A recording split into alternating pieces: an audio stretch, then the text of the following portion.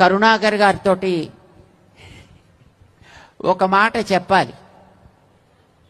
ఏంటంటే, మనం క్రిస్టియానిటీకి ఎగెనిస్టా, ఇస్లాంకి ఎగెనిస్టా, లేదా క్రిస్టియన్ నేను, ముస్లిం నేను అని పేరు చెప్పి దానికి వ్యతిరేకంగా తదితరమైన వ్యక్తులని హింసించే వ్యక్తులకి మనం వ్యతిరేకమా?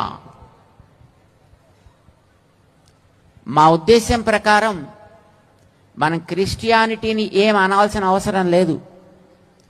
తన మతాన్ని తను పాటించుకుంటూ తన ధర్మాన్ని తను ఆచరించుకుంటూ ఉన్నంత వరకు ఎవరు ఎవరికి హానికరం కారు. ఎవరి మతాలకి సంబంధించినటువంటి చరిత్ర వారికి ఉంటుంది.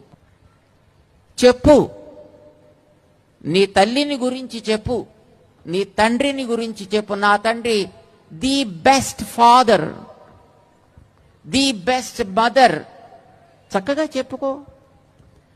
కానీ నీ తల్లిలో ఈ లోపాలున్నాయి, నీ తల్లి కంటే నా తల్లి మంచిది అంటే ఆ వ్యక్తి నాలుకని అక్కడే అట్లా కట్ చేయాలి.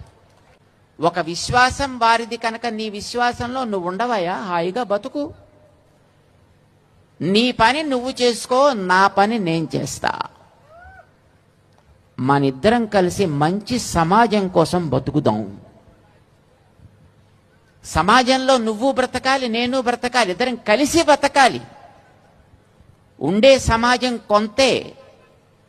ఆ సమాజంలో ఎదటివాడిని నువ్వు ఆక్షేపించి వాడితోటి దెబ్బలాడుతూ కొట్టుకుంటూ తిట్టుకుంటూ ఆక్షేపించుకుంటూ అవమానించుకుంటూ ఇది తప్పు. కానీ ఇది క్రిస్టియానిటీకి ఎగెనిస్ట్ శంఖారావం కాదు అని మనం అందరికీ తెలియచెప్పడం మన బాధ్యత. చాలామంది క్రిస్టియన్స్ చూసాం. ఎందుకంటే అక్కడక్కడికి వెళ్ళినప్పుడు నిజమైన క్రిస్టియన్ ఎప్పుడు కూడా ఎవరిని ఆక్షేపించడు, ఎవరిని అవమానించడు.